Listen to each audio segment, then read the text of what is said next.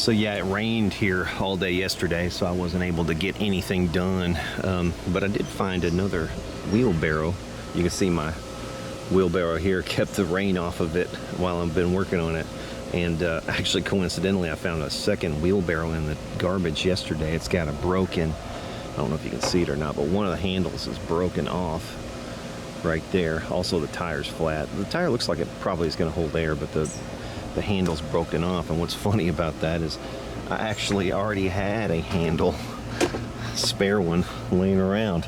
So we'll have to cut this to the correct length and everything and install it on that wheelbarrow. I'll have a second wheelbarrow for, I guess, for giggles. Like you did, doesn't everybody need two wheelbarrows? I mean,